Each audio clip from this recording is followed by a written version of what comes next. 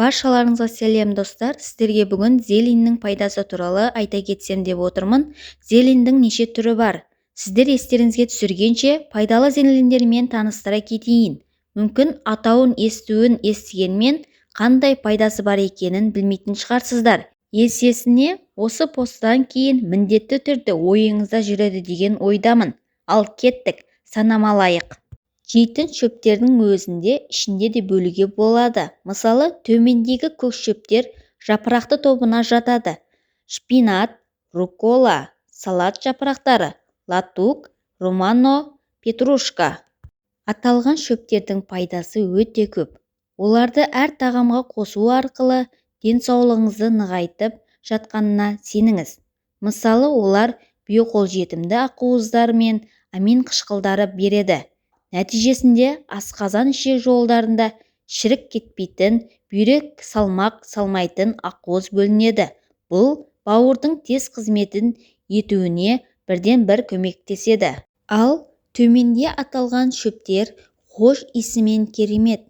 Олар укроп, кинза, тимьян, розмарин, шалфей, мята, базилик, шавал, удвашник, мелисса, крапива.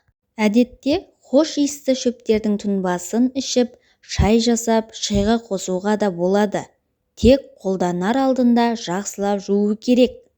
Бұрынғы кездері ауызға салып, жіберіп, оны емдік қасиетін пайдаланса, соңғы кездері тағамдарға қосып жүр. Шырын немесе смузиге қоса қандай керемет. Салатты тек жеп көру керек. Көк шөп сіз ойлағандай қарапайым емес. Жеп жеңіл, тез қурай салатын шөп болса да омега-3-ге бай. Мысалы, күнделікті өмірде жиі тұтынатын адамдарға омега-3 жетіспеушілігі болмайды. Йод, хром, молибден, магний, кальций, кремний және маргарес, натрий минералды тұздарын дейсізде, бәрін осы шөптерден таба аласыздар. Теріңіз жарқырап, шаштарыңыз сусылдап, сұлу көрінгіңіз келеді ме? Бұның құпиясы көк шөпте. Емдік қасиеті бар дедім ғой. Құрамындағы хлорофилл, каротиндер, ферменттер, А дәрумені, В тобының дәрумендері, фолий қышқылы емдік алкогольдерден береді. Ал олар қатерлі ісік аутоиммунды аурулармен күреседі. Вирус пен бактериядан құтылам деп ойлап жүрсіздер ме? Онда көк шөпті көп қолданыңыз. Өйткені олар антивирусты, антибактерияларды, антигрибковый, антипаразитный компоненттер береді. Калориясына қарамай, ағзаға қорек болар тамақ жегенге не жетсін.